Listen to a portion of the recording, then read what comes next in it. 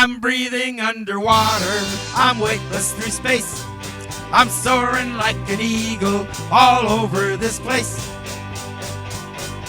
Creatures most will never see are waiting there to look at me, and all I gotta do is breathe underwater.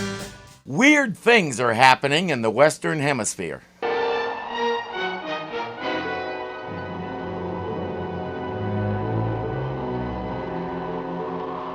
You can thank me now for cutting that down. A lot. We get a full 45 seconds of newspaper headlines, all telling us the same thing. The last two tell us Admiral Nelson has an idea what's causing it, and he's in Florida to discuss it with a Dr. Melton. Later we'll learn that he's one of the world's leading climatologists.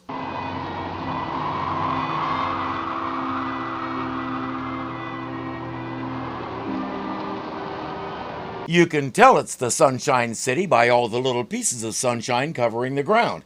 Nelson goes inside, and then another car pulls up just as the sinister music starts. The Admiral just arrived at Dr. Melton's house. I see. Then there is no longer any doubt. Nelson will now talk Dr. Melton into going with him on the Gulf Stream expedition. This must be stopped at all costs. Phone me the moment the Admiral leaves Dr. Melton's house. Werner Klemperer was born in Germany. He was in his late teens or early 20s when the Nazis came to power, and since his family was Jewish, they knew there was going to be trouble. They emigrated to the United States, where he made a name for himself both as a television character actor and as an unrepentant Nazi in the movie Judgment at Nuremberg. When he was offered the role of Colonel Klink, he accepted on the condition that Klink never succeeded at anything. I do wish he had made one exception to that.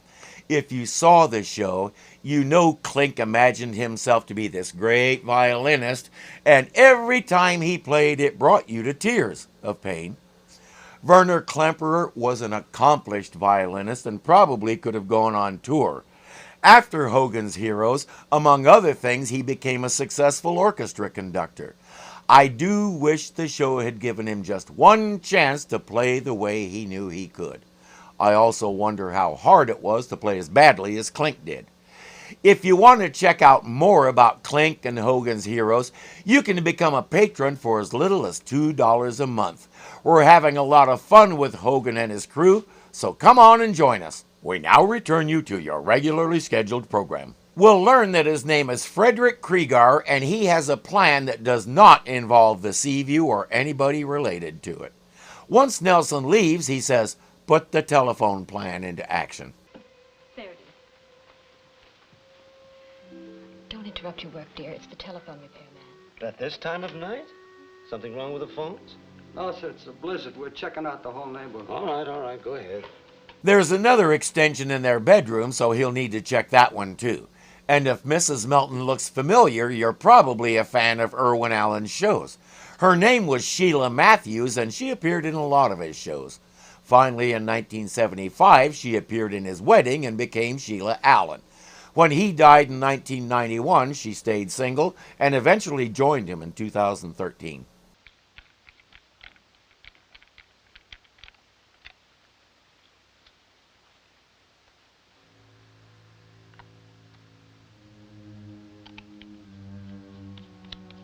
If you never took one of those apart as a kid, either you came along after most people quit using them, or you were never ADD like I was.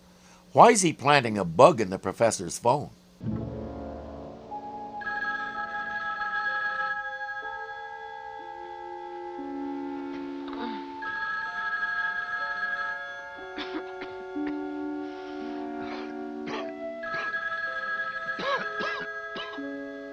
Because it's not a bug, it's a knockout gas bomb. Krieger and his crew come in to gather up the professor and take him somewhere else. She won't stir for at least 10 hours. Take him away. Why isn't he wearing a gas mask? Because he has lines to deliver, obviously. If he sounded like this, you'd never know what he said. Dr. Melton is in a surgical room, and some doctors, or whatever they are doing something to him.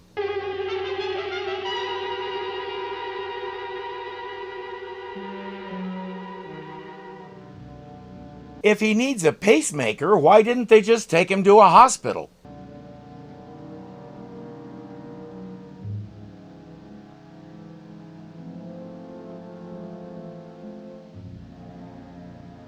You couldn't do it in 1964, but I'll bet today you could get away with a look like that. They're setting him up for mind control. Let's see how it works. You see this, Doctor? Do you know what it is? This is a man named Admiral Harriman Nelson.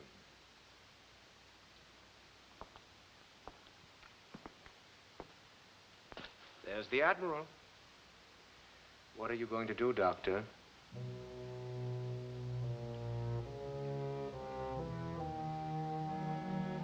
He takes the pistol and shoots the beaker, no problem. Krieger is delighted. Let's see what else he can tell the good doctor to do. Dr. Melton, I order you to kill yourself. Well, I really must compliment you, Doctor. You've exceeded my best hopes. Did you see the look on that surgeon's face? Wait a minute, I went to all this trouble so you could have him do that? My bill just doubled. Admiral Nelson believes that the climate change is caused by a shift in the Gulf Stream. He's right, by the way. But we mustn't let him discover the cause of that shift, must we? Because Krieger is the cause. We'll find out how he did it later, but for right now, he's wondering how Dr. Melton figures to get rid of Nelson. There seems to be a complete junior chemistry set in the place, and Melton starts fiddling with it. He has one of the men bring him his notes. Impregnated with this mixture, the material becomes more and more unstable as atmospheric pressure decreases. Ah, I begin to understand. In higher altitudes, this becomes somewhat dangerous. Above 500 feet, it will explode with great force. Admiral Nelson is getting ready to fly to Washington to present his idea to the boys in charge and ask permission to investigate. Dr. Melton will make sure he has those notes with him to back up his presentation. They return him to his home before his wife wakes up, and he won't remember anything. It's as if none of it ever happened, except for the explosive papers. Excuse me, sir. There's a telephone call for you, Washington. Oh, thank you, Corporal. You can take it at the radio room desk, sir. I'll take care of your bag and see to the stowed aboard, sir. I'll try not to be too long, Lieutenant. Good thing we're not being obvious about what's going to happen.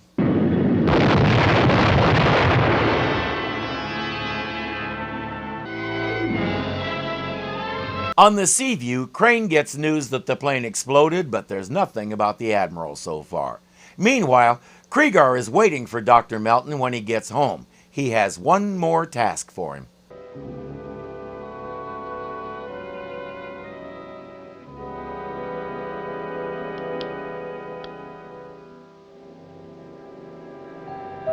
Stop! And you thought Saved by the Bell was just the name of an old TV show. The expression actually comes from boxing. If a guy was getting pummeled badly but hadn't gone down yet, he could try to hold on until the bell rang, ending the round. If he could, he was saved by the bell. Without it, he probably would have gotten his own bell rung, but good. Same for Dr. Melton. It's these unexpected little interruptions that give life its flavor. Don't you agree, Doctor? Oh, the three most dangerous words in the English language are, don't you agree? Because depending on the topic, those words could start a fight. I've seen them do it. But in his condition, Dr. Melton isn't inclined to disagree with much of anything. We don't even need to ask who's at the door. I know you weren't expecting this visit, Doctor, but I'll only be a minute or two. But the airport, the accident. Would you look at those expressions? This is what Milton Seltzer was known for. That face is unforgettable, and he made a 5-decade career out of it. One source says he holds the record for the most TV appearances of any actor ever, and even though he retired in the 90s and died in 2006, as far as I know, he still does. If you needed someone to convey the entire range of human emotions without uttering a word, he was your man.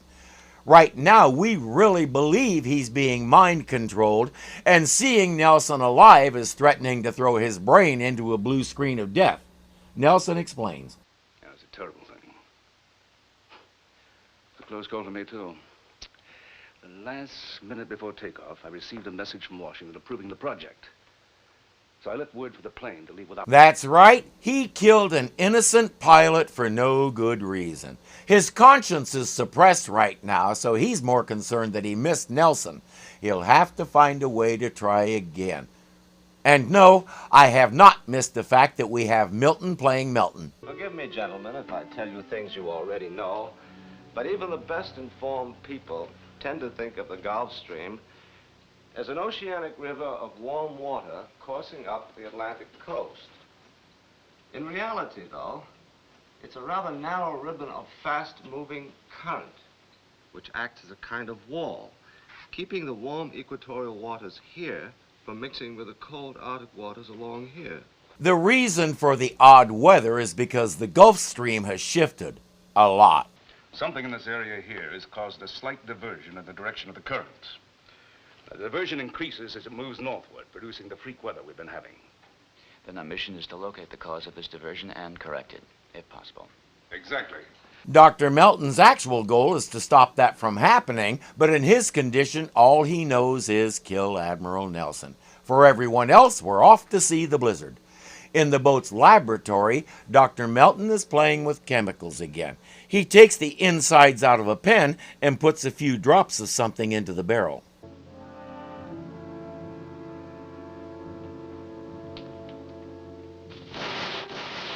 Navigation report from lock, sir. Thanks, Chief. Sound the fire alarm. I'm Melton. Yes.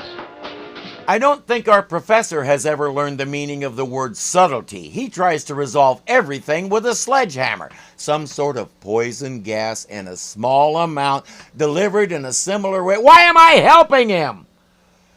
It's not difficult to put the fire out, and with some oxygen, the Admiral will be fine. They have to surface to clear out all the smoke, though. While they're there, Mr. Morton is taking a look around. Chip. All clear? What do you make of this, Captain?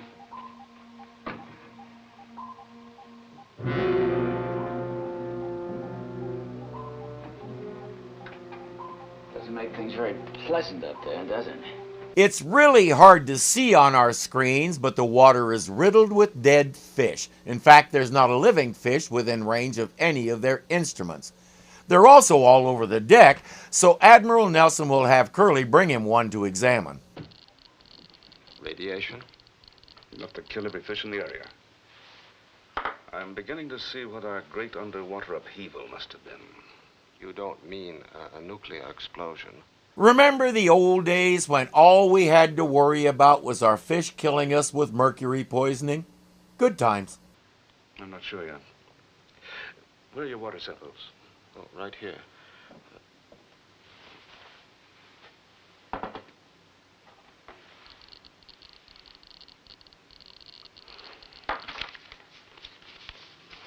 see nothing in your report about radioactivity, Doctor. Well, I didn't test for it. The idea never occurred to me. That sends Nelson into a tirade, wondering how Melton could make such a blunder. May I remind you, Admiral, I'm a guest and a colleague, not an employee. Dude, that's worse. An employee probably wouldn't have all the knowledge you do, so such a one could be forgiven.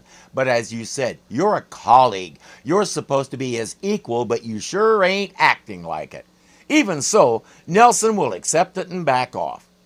They start running a grid, listening to the Geiger counter and using the intensity of the sound to pinpoint the source of the radiation.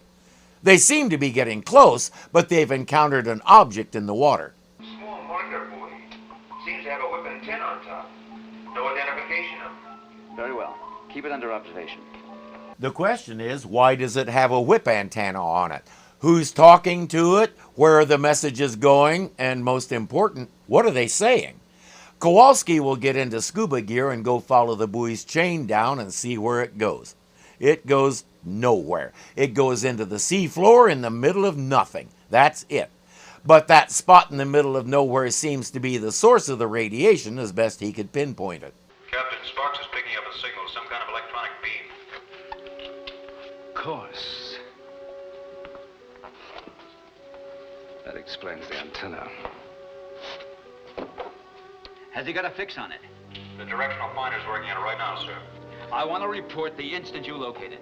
A little work with some charts and Nelson's trusty slide rule, and they have the source located on an unnamed island not too far away. Let's get underway.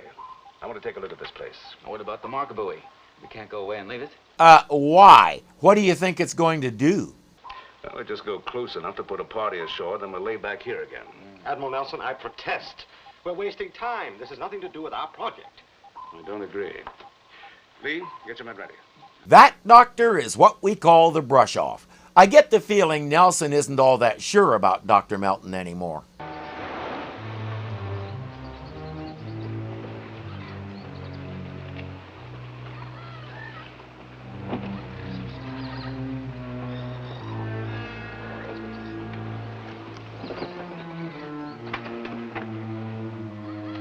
Let's go over this step by step. Somebody's poisoning the water with radiation. There's a buoy out there at the source with an antenna, and it's receiving a signal that originates on this island. That means whoever is causing all this is probably on said island, and said whoever is most likely hostile. So why aren't they doing this at night? Nobody's home, Captain. I don't know. The signal comes from here. There must be some sort of installation. There's something over there, Skipper. It looks like a shot tower. He'll call into the Seaview and say it looks like a nuclear shot tower. I have no idea what that is and can't seem to find any information. A shock tower is part of a car. It doesn't look like any cooling tower anybody has ever built, so I really don't know what it is. There are no buildings around. What about in there? Kowalski just had his eye exam. That's why he can see all the stuff the others can't. Our team consists of him, Captain Crane, Curly, and... Stop! Right where you are. You're covered. Drop your weapons to the ground. Drop it!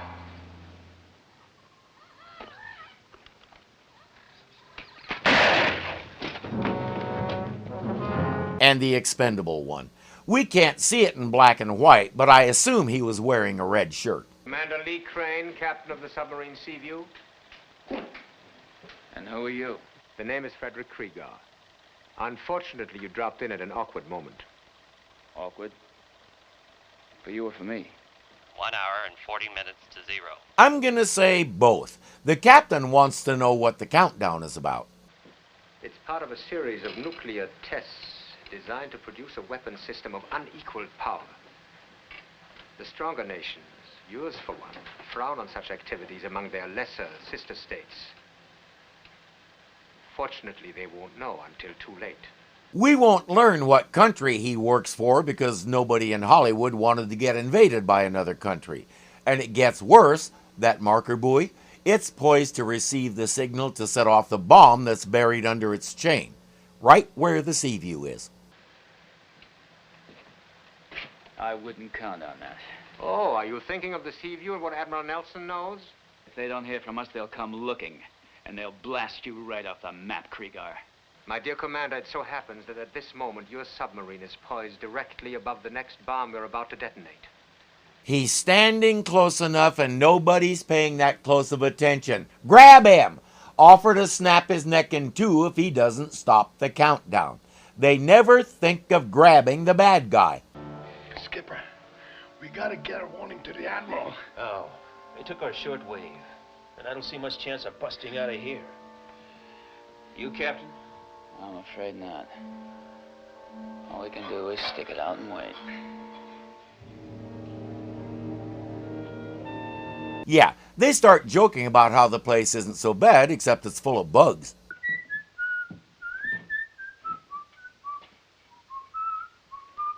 Knock off the whistling, Curly. I want to get some sleep. Yes, sir.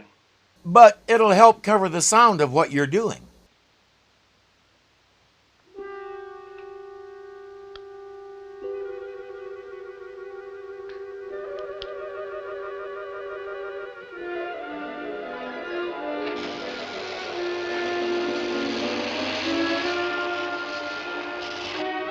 I would say isn't that convenient, but we have precedent. Remember Admiral Nelson and the blowgun in his heel. So instead I'll say, Krieger needs to fire whoever frisked him. They take down a guard, and now Kowalski has a machine gun. We'll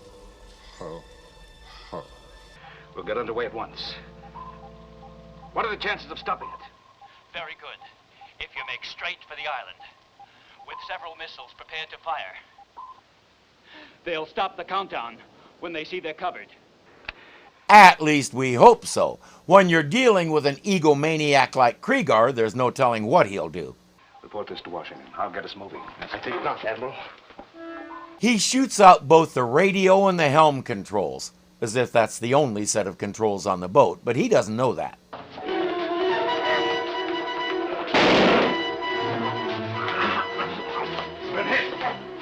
Get him to sick bay.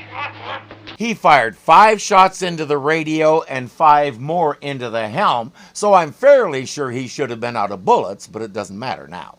While the crew fires up the auxiliary controls and gets the sub moving, Admiral Nelson will try to figure out what this guy's deal is. You probably saw that he tried to shoot himself.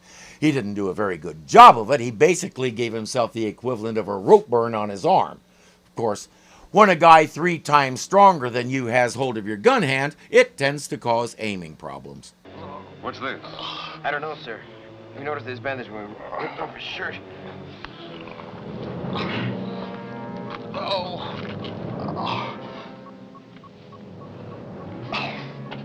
I think the Admiral unplugged him. Adrenaline.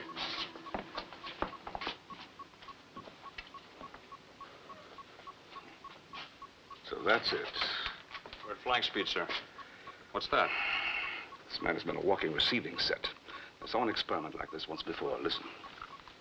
It works something like a heart pacemaker, only it transmits information directly to the brain. It explains a lot of things, but now we can use it ourselves. Take this to the recorder, tape the next beep, and slow it down. It's a burst transmission.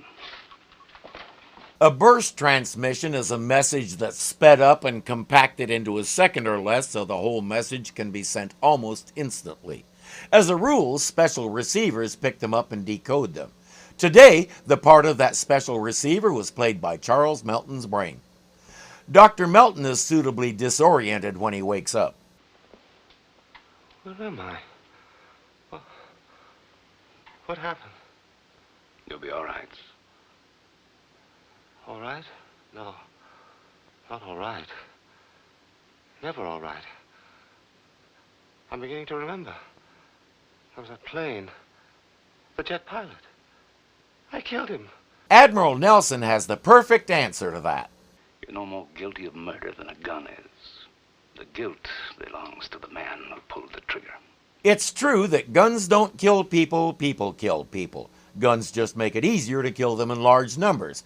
Krieger's next message has arrived. Admiral, listen to this. You have failed me, Doctor. Radar indicates the submarine has not been completely disabled. Now your job is even more difficult.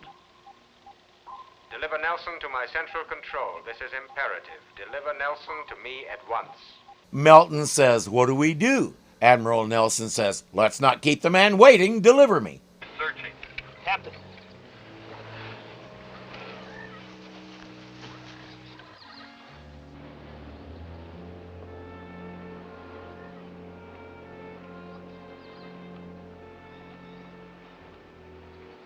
It's Dr. Melton with him. Just a few more steps, and I'll pick him off. That could be a problem. Fortunately, Captain Crane thought of something. No. You going to take the Admiral? He's not taking the Admiral. Think about it.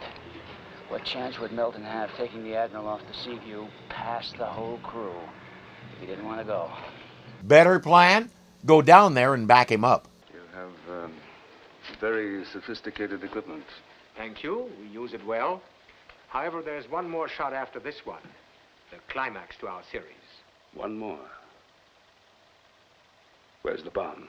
On a platform right here on this island, ready for immediate activation. I assume he plans to be elsewhere when it detonates. He says, "This will show the world that we are also a nuclear power." Again, he'll never say who we is, and if he did, the writers would probably make up a name like Wish I Was a Stan. Doctor, shoot him.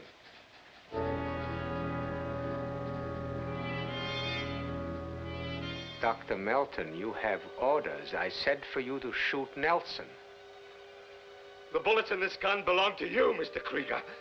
That's the face you make when you've been going like mad at the heavy bag and it suddenly drops on your foot. Crane and the others come in and take charge. That's good, because without the mind control, I'm not sure Melton actually knows how to use that thing. Lee, clear these men out of here. All right, back from there. Come on, move it! Admiral, you're wasting your time. The countdown will continue unless a proper code sequence interrupts it. Get him out. Nelson won't insult Krieger by asking for it. He examines the machinery and realizes Krieger is right. Without the code, there's no way to stop the countdown. But there is something he can do. But we can activate the tower bomb to go off at the same time. See, the whole system was designed to handle both devices. One at a time, normally. They discovered. Stop the countdown. Guys like Krieger like to talk about the need to make sacrifices, as long as they're not the ones tied to the altar. Guards coming down the passage.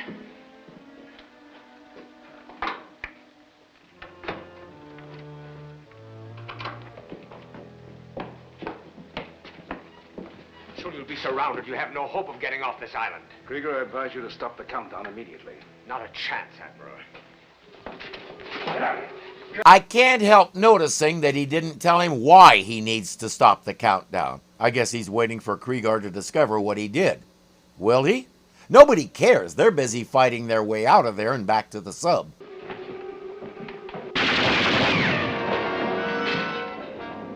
I hope he feels better. He's been itching to shoot something ever since he picked that thing up. Thank heavens they adapted most of their instrumentation from ours. Will Krieger stop that countdown? We'll know in a matter of seconds. We're far enough from the island now to...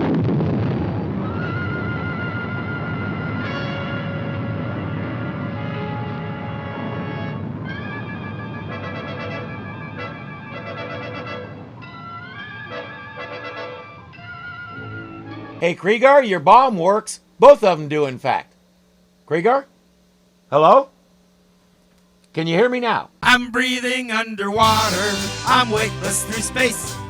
I'm soaring like an eagle all over this place. Creatures most will never see are waiting there to look at me. And all I gotta do is breathe underwater. If you needed someone who could...